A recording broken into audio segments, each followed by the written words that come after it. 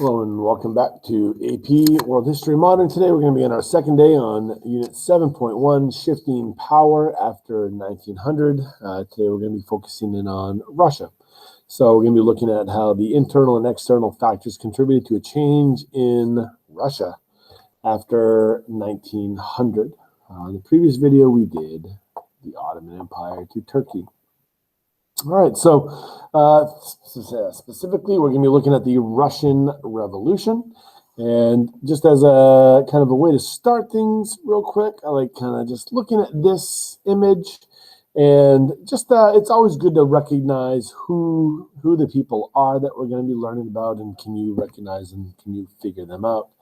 All right, so you also never know when you're going to have to write an SAQ where you are going to be given a person's image, right? So it's always good to at least kind of have an idea of what people look like. So try to figure them out, and I'm going to go over who they are right now with you, right? So this is Castro, and he's from Cuba, right? So the Cuban Revolution of 1959. So this is Stalin, right? Joseph Stalin, which we'll be talking about in this unit. Probably remember Karl Marx, right? And this is the one that usually trips people up. But he is the socialist leader that was in your homework last night. So Vladimir Ilyanovich, V.I. Lenin, right? So Lenin, Lenin, right? So Russia, and of course, this is Mao, right? Mao Zedong of China. All right, so we're talking today about that transition from the Russian Empire to the Soviet Union. All right, so that transition from the Russian Empire to the Soviet Union. And, oh, what happened to my, I don't want to do that. Something happened. Huh. All right, my ImageMate is acting funny. Let me close this down. I was going to start doing some shared notes with you like I did last time. And, but let me, probably have to reboot that. I did, it was working. ImageMate. So I apologize for this pause. But I need to pull that up. There it is. It's under Elmo. All right, so there we go. All right, working again. All right, so as far as our notes today, we are looking at that transition. That transition from the Russian Empire. Well, and I am apparently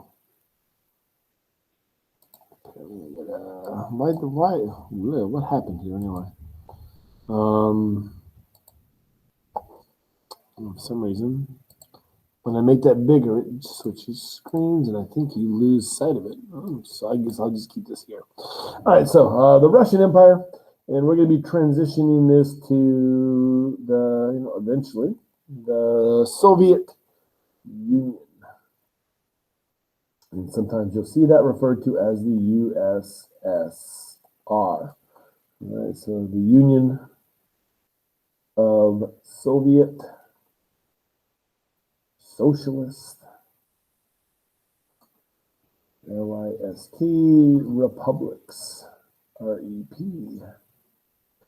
All right, so the USSR. So we're making that transition, right? And of course, this transition happens, right? So between 1917, and we start actually seeing the Soviet Union being used around 1921 or so, right? So this is kind of that transition period. But after 1922, 1922, it's definitely the Soviet Union by that point, right? So the Civil War is done and all that kind of stuff. All right, so what are we looking for here? We're looking for internal factors. Internal factors and external factors. Right, we're looking for the internal factors and the external factors that are gonna result in this. All right, so just kind of keeping in mind that contributed to the creation of the Soviet Union. So we're just running this the learning objective. All right, so to start off with, all right, we're looking at the Romanovs, right? So we're talking about ending the Russian Empire. So the Russian Empire goes back, or at least specifically the Romanovs themselves go back to Michael Romanov, right, and the establishment of this Romanov dynasty. And it's a pretty long line of succession going back to the 1600s. Of course, Catherine the Great is not a Romanov, but she was married to one for a short period of time. And of course, our last Romanov is Nicholas II, and today that's who we're going to be concerning ourselves with. You might be familiar with the Romanovs. There is a Netflix or a Prime series called The Romanovs. It's kind of looks at some of the people who are related to the Romanov dynasty. But most students know about her, but Anastasia, because of the Disney history, or the Disneyfied history version of events of what happens to her life. And I do assure you, history is not Disney packaged, so it's not quite as nice of a story. All right, but that's kind of, I need to get into the ins and outs of this. So, as far as as far as the Romanovs, though, he's our last Romanov, so we need to kind of look at what happens in his lifetime. All right, so as far as issues, I don't really categorize this per se as an internal factor. Like, I don't know how noteworthy this is, other than just pointing it out as an auspicious beginning to a rule. The fact that on your coronation day, 1,300 plus people die, it is not a good, not a beginning, a good beginning to your coronation. The only kind of coronation day I can think of that might be worse than this would be with Elsa freezing out Arendelle. Not a good start to your rule. All right, but to kind of get into more serious things here, this is a kind of a good example of an internal factor. So pogroms, right? So from 1903, that's kind of number one under internals, pogroms, Pogroms. So a series of pogroms between 1903 through 06, and right. And what we need to kind of make sure we understand is what it is, right? What it is, and what the effects of it are. All right, so let's zoom in a little bit on this and just kind of talk about this. All right, so this is, specifically what it is anti-Jewish violence. And technically, I think the word pogrom can apply to any ethnic group or violence against any ethnic group. However, when it comes to actual application of this word, I don't know if I can ever remember seeing it being used to mean anything other than anti-Jewish violence. I've seen the word used before in different places other than Russia, like the Polish pogroms, for example. But so anyway, so we have a series of pogroms. So what are the effects? Right? What are the effects of this? Why is this an internal factor that might weaken it? This is going to result in, an estimated 2 million, right? 2 million, Jewish people to immigrate, right? To immigrate out of Russia, right, to immigrate from Russia, right, and primarily to places like the UK or the USA, right? And of course, why does this matter? There are a number of times that we have talked about religious persecution resulting in immigrations of my religious minority groups in this class. We've talked about it in the case of Muslims and Jews from Spain as a result of the Spanish Inquisition. especially in the late 1400s and early 1500s. We talked about it in relation to the Huguenots. So the French Protestants or the Huguenots, as a result of Louis XIV's Edict of Fontainebleau, right? So immigrating out. And so what do we often deal with is when we see migration as a result of religious persecution, we see wealth, right? Wealth and human capital, right? Wealth and human capital will leaving a society, right? And of course, maybe another way to put this is, right? Sometimes you'll see this referred to as a brain drain, right? So human capital. This is a 6th grade vocab word. Simply referred to the accumulated knowledge. So if you're, specifically for Russia, if you do not want to see, if you're trying to industrialize, you don't want to see wealth leaving your country, and you don't want to see people who are educated, leaving your countries, doctors, lawyers, scientists, engineers, right? This will slow down or hamper your industrial efforts, right? Your modernization efforts. I guess the next time in this class we'll probably talk about a brain drain. We'll talk about why the Berlin Wall was created, right? Was the Berlin Wall meant to keep people in or out, right? Obviously, it was meant to keep people in. People who have the financial means and the intelligence to leave. When persecution happens or civil liberties are being violated, they will leave, right? You'll see those migrations out of places. So this is a kind of a good one to start with, all right? So the pogroms, and you can see that idea, that general, that general perception being illustrated here as well. All right, so right, you see Roosevelt. Right, Roosevelt demanding a stop to the pogroms. All right. But you can obviously see what they're bringing with them as well. Okay. All right, next one. Bloody Sunday. Right, so Bloody Sunday, and this will be number 2 for our internal factors. So Bloody Sunday. Right, Bloody Sunday. So what is Bloody Sunday? This is it's a protest, right? So this is a protest. But what are they marching for? They're fighting for working conditions, right? Working conditions. They march upon the Winter Palace, and we see over 1,000 killed when the Tsar's soldiers, when the Russian soldiers open fire on them, and of course this is going to result in the revolution of 1905. Right, so revolution of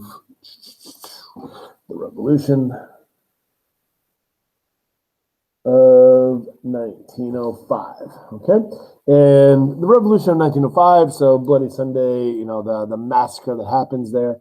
The outrage over this is going to spread, and it's going to result in a widespread revolt. The military will crush it pretty brutally, but you are going to see concessions made by Nicholas II with the boyars, right, with the nobility, in order to get their backing to bring an end to this. So, and of course, the primary effect of this is going to be the Duma, right? The establishment of the Duma, or parliament, right? That Russian parliament, right? So that's kind of our primary impact of this. And of course, when we talk about parliament, or the Duma that gets created, it's largely going to be an advisory body initially. But you can see it's kind of, I want to make a French comparison, it's kind of an interesting combination of the Estates General and the National Assembly.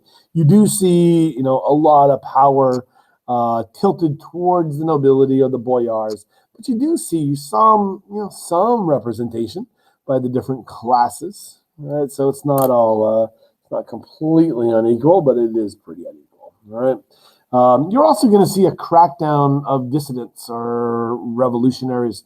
So in 1905, we see, Lenin is given the boot, right? So he's not martyred, but he's exiled. So he'll go to Finland initially. Eventually, he'll settle in Switzerland, is where he eventually settles out. All right, next, and this will be a good example of our first external factor, is the Russo-Japanese War. All right, so the Russo-Japanese War, 1904. Peace treaty signed in 1905 in Portsmouth, New Hampshire. And of course, this is a humiliating defeat. And of course, one of the effects, or one of the major effects of this, is a real push towards militarization. A real push towards militarization. And so between 1905 and 1914, we're going to see a real focus on industrial militarization take place. So it's obviously not going to be enough to defeat the Germans in World War I, but it's also going to be, but it will be enough to prevent the Germans from running over them and at least hold the line to a degree. Russia will be a contender with them at this point. All right, Rasputin. Right, Rasputin. Rasputin, I generally put him on there as number 3 under your internal factors. All right, Rasputin. And then I generally cross him out. Rasputin, I generally do not like ever seeing him on a written response to a causes of the Russian Revolution, because for the most part, you're going to talk about, his,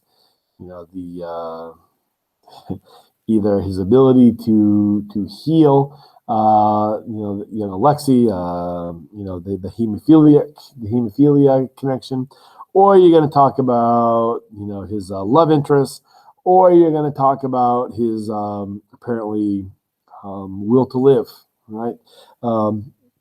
But, none of those are going to be actual causes. If you're going to try to use Rasputin as a way to kind of support how this is, connected to the Russian Revolution at all, or, that transition, it's like you almost have to make a Marie Antoinette case, Marie Antoinette often gets used as a way to delegitimize the French monarchy.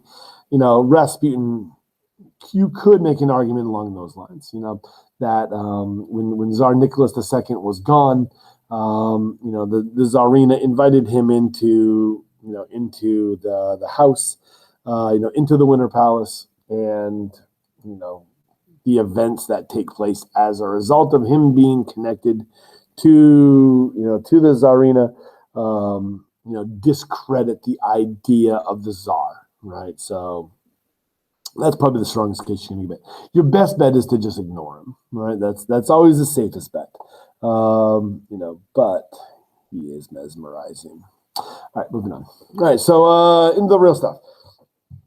If you want to get into like the real effects of the primary cause, as opposed to a secondary cause of the Russian Revolution, nothing stands out as much as this one here, right? World War I, right? The Great War. So, right, let's kind of throw this in here. This becomes our number 2. All right, so the Great War, World War I. Right. So what happens here is the real issue that we kind of associate with World War I really isn't the fact that Russia doesn't do great. All kinds of people lose wars, and you don't see them being overthrown. But what happens is by 1915, Tsar, and you'll also see it spelled Tsar sometimes, Tsar Nicholas II goes to the front, right, and takes control. All right, so after some losses, the Tsar goes and actually takes the reins on the military effort. This is often referred to as kind of the greatest mistake that Nicholas II could have made. So the thing is if you have a general in the front who is losing, you as the leader can fire that general and put someone new into that position. However, if you fire the general who's making the decisions and then you put yourself into that position and start making the decisions, what happens when things don't turn around? Who is to blame? Who is to blame for the failures on the front? Can't blame anyone but yourself at that point, right? So this is one of those things where, had Nicholas II stayed in St. Petersburg, maybe that whole Rasputin thing would not have been such a big thing. He would have had someone else to blame for the war effort. And it's also during this time that we see the Duma, right? They will establish their own separate army. Right, so we see by late 1916, we actually see a second military established by the Duma. Not at the front per se, right? But you're starting to see things happen, right, amongst the Duma. Never a good sign, right? Never a good sign, right? And of course, insert March, right? So March of 1917. Right, so let's continue this up. So once again, just like 1905 or similar to 1905, we see a march on the Winter Palace. But unlike that previous time, the soldiers do not fire upon the marchers. They're hungry as well, right? So this starts off as a bread march, right? Or you can call it a riot. Right, so they're marching for bread, and this becomes known as the March, or sometimes you'll see it as the February Revolution. Okay, so you'll see both because Russia is Russia had never gone away from the Julian calendar. They never adopted the Gregorian calendar. So that's why you see these two dates. So February on the Julian calendar, March on the Gregorian calendar. All right, so we're going to see the March Revolution or February Revolution. So the Winter Palace is stormed at that point, and the Tsarina, the Romanov family is put under a house arrest. Nicholas II will eventually be brought in after a few days and put under a house arrest as well.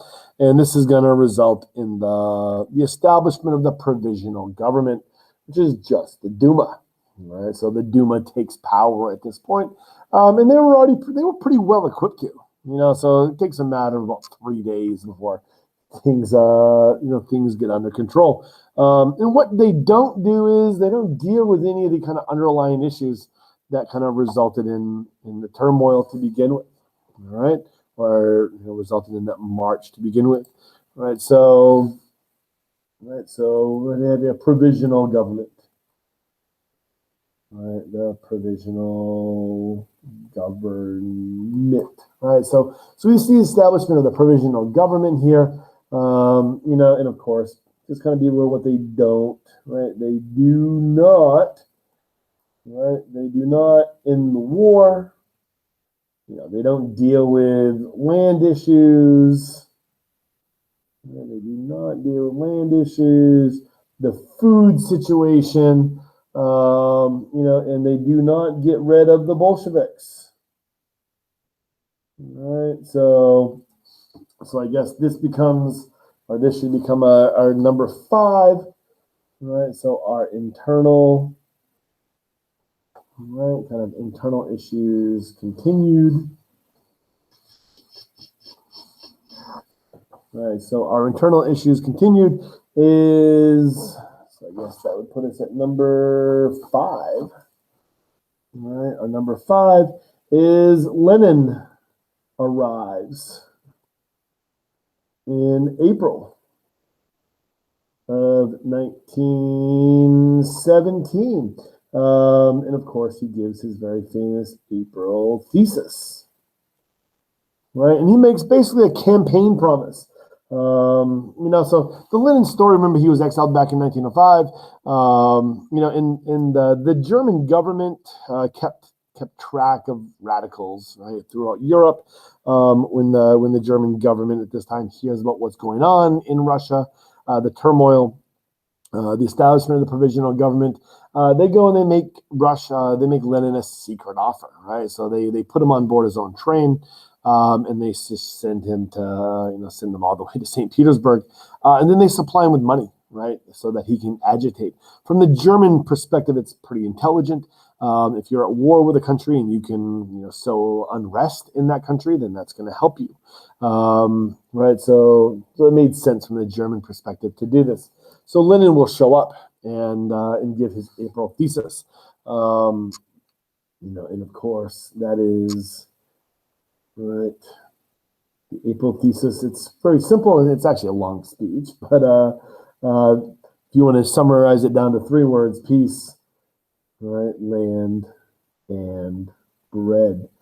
He promised to end World War I. He promised to redistribute land to the peasants and the working class, and promised to deal with the food issues. I'll post next to this video a little video clip that we watch in class. Let's see if I have that. Well, maybe I do not have that pulled up at all, so I can kind of just show you what I'm talking about, but yeah, apparently I don't. Well, maybe I do. Maybe it's right here. Oh, yeah. All right, so I'll post this on my page as well. It's just a little cartoon, but I assure you, after watching it, you'll never have a hard time remembering what the April thesis was about. Okay. All right. So Lenin shows up in April. And at this point, you have a viable alternative to, you don't really need to get in and know all the details of, the difference between the Mensheviks and the Bolsheviks and the different radical groups. But the one that matters to us are the Bolsheviks, right? These are Lenin's people, all right? And, by the time we get to July, Lenin believes he has enough support to overthrow the provisional government, but he fails. But one of the things that comes out of that July uprising is that Trotsky now supports Lenin and works with Lenin. And with Trotsky's support, you do see a kind of critical mass with support, so that they're actually, they're viable by the time we get into, August, September. All right, so Lenin, if you're kind of interested in this, you're welcome to read, but I'm going to move on. Okay, and just kind of talk about a few things here, right? So following the July uprising, the Bolsheviks, right? This is Lenin's group. Trotsky has joined them, and with more popular support, they're going to push and we're going to see what becomes known as the November Revolution or October Revolution on the Julian calendar, right? So if you've ever seen the old Cold War movie, The Hunt for Red October is referring to the October Revolution on the Julian calendar, or the November Revolution. Thankfully, we're going to switch over to the Gregorian calendar in the Soviet Union, so this will probably be the last time we have to do these double date things. All right, so so the November Revolution happens, and really what we see here in this bloodless revolution is that the Bolsheviks make a demand for an election by the provisional government, and the provisional government concedes. All right, so the provisional government has an election, and we see here that the Bolsheviks actually lose that election. They do not win a majority in that election. However, Lenin, seeing that he was not going to have a majority, chalked that up to hundreds of years of upper class manipulation, and of course bourgeois capitalism was to blame for the Bolsheviks not winning the majority. So by December of 1917, we're seeing the formation of what becomes what is known as the Cheka. You might be more familiar with a later name, the KGB. Right, so the Cheka gets formed, and when in January of 1918, when the Duma, the provisional government, these 670 members, come to be seated, the Cheka will come and arrest those who are not Bolsheviks. So by the time we get to January of 1918, we can say that, the Russian Empire is over. The Tsar had been gone for, better part of 8 months by this point, but the provisional government is over. All right. So what we see here is now that we're in 1918, now that we're in 1918, you can start looking at the Treaty of Brest-Litovsk. Right, so we'll put this under our external. Right, we'll put this under our external, and I guess that would be number 3. All right, so because this is a major event, so the spring of 1918. Right, so by the spring of 1918, March or so of 1918, we see the Treaty of Brest-Litovsk. Okay, and we can see what is conceded here by Lenin. I mean, this is a massive land giveaway to the Germans. I mean, you can see where the front was, at the time, and he simply gives away massive amounts of land. Of course, there will be some repercussions for this, but from what I have read about Lenin's thought process behind this, he was looking to end the bleed, right? Stop the hemorrhaging of lives and resources, and the thought that Lenin had was that Europe was on the verge of a widespread socialist revolution, and that the war was going to give way to a socialist revolt, and then all these bourgeois treaties were going to be renegotiated, and this would all be given back. All right. So, however, notice that we are 6 months from the end of World War I. Right. So, had they stuck in stuck with the war effort, then obviously you could have prevented this land giveaway.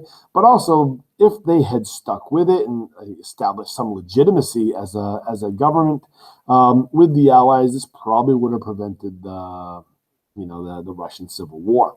But they do not, right? So we do get that, we do see this massive land giveaway. All right, so I got a couple just basic difference between Leninism and Marxism. You're welcome to pause and read. All right, and I always kind of point this out. I feel like I have to point this out. Not that it's a bad thing, but our mascot here at the high school is the Red Terror, and it is always good to point out where our mascot name comes from. So, what is the Red Terror, right? So this is this is something that we see following an assassination attempt on Lenin, right? And it's a campaign of mass killing, torture, and oppression on all those who opposed the Bolsheviks. Right, so the Red Terror, kind of becomes synonymous with the Reds during the Russian Civil War. Total number of people killed in this kind of Red Terror, so somewhere around 100,000 to 500,000 or so. So anyway, so we are technically, our mascot is the Bolsheviks, that is what our mascot is. Now, I always have a couple of students who do not believe what I'm saying. So as you can see here, I am on our school website. And I'm going to go to where it says our crest, logo, and mascot. Right. And if you read that, let's just kind of make that a little bigger. Right. Our mascot is the Red Terrors, created in 1918 by Glen Academy student Cormac McGarvey. Chose the name based on the phrase to describe the political and violent campaigns of the Red Terror by the communist movement, potentially. Right, and of course, this is the reason, potentially the scariest concept to Americans at this time. So, like when our football team would roll into your town, what is scarier than the communists coming to your town to fight and destroy your school, right? So we are the Red Terrors. Anyway, so I always feel compelled to kind of talk about that real quick, just because that's what our school is. All right, so anyway, but a civil war does break out, so we're going to see war communism. This will give way to the NEP, which we'll talk about in a week or so, and then Lenin's death. So one of the kind of last things you need to make sure you understand is that when World War I ends, right, when World War I does end in November in the fall of 1918, because it ends in various times in various places. The last part of it ends in November of 1918. So when World War I ends, not all American, French, and British soldiers go home. Some of those soldiers are going to kind of cycle into Russia and continue the fight. So the United States, the British, right, our allies, the French, we will send forces into Russia to support the whites, right? So versus Lenin's Reds, right? And this is a very nasty and bloody war. Almost as many people die in the Russian Civil War who die in World War I, right? So 9 million killed, in this Civil War. Really kind of horrific event, right? Really, really horrific event. All right, so. But it's during this time that we see the capital is moved from Petrograd, or former St. Petersburg, to Moscow, which is going to get renamed as Leningrad following the death of Lenin. Right, so the Kremlin then becomes synonymous with the Soviet Union. Right, we're going to see the beginnings of the Comintern, or the attempts to spread the socialist revolution around the world. And of course, once the Civil War is done, that'll put an end to the war communism, and then we're going to see the implementation of the NEP, the new economic policy. And the NEP will be in place from about 22 until you kind of see Stalin transition away from it, by 1928 or so. Is when we're going to see the transition away from that. But we'll talk about the NEP briefly when we talk about kind of the economics of the 20s during that time frame. So we'll get into a little bit more depth with that. Right, but the NEP is, right, the kind of idea behind the NEP is following the war communism associated with the Civil War period, to put Russia kind of back on its feet again economically. It had been at war for a better part of 8 years. And and much of its economy was destroyed. So, so it's kind of an attempt to deal with that. And of course, we know that Stalin's going to be the successor. One last little thing, kind of, because I did forget to mention this when talking about the Treaty of Brest-Litovsk, is following the kind of the end of World War I, Ukraine will declare independence for kind of a brief amount of time while the Civil War is going on. Once the Civil War is done, then Russia's, the Soviet Union is then going to kind of reclaim that. And I mention this because when we kind of get into, when next week and kind of looking at the Soviet Union's economics, Stalin will be known for what's known as the Holodomor, which is a forced starvation event. About over 3 million Ukrainians are going to starve to death because Stalin allowed them to starve to death, right? And refused help, right? And actually exported food out of the Ukraine. And historians often will say that Stalin did that in retaliation for the Ukrainians declaring their independence during this moment in history. That kind of brief moment when Russia was down, right, during the Civil War. All right, but anyway, Stalin will be the successor, which we'll talk about that next week. All right, so let's just wrap this up. And I think I mentioned this in the last video already. So, right, so where Russia is one of these major land empires that kind of goes through this transition, during this first couple decades. All right, so that is all for today. So, Sapriati.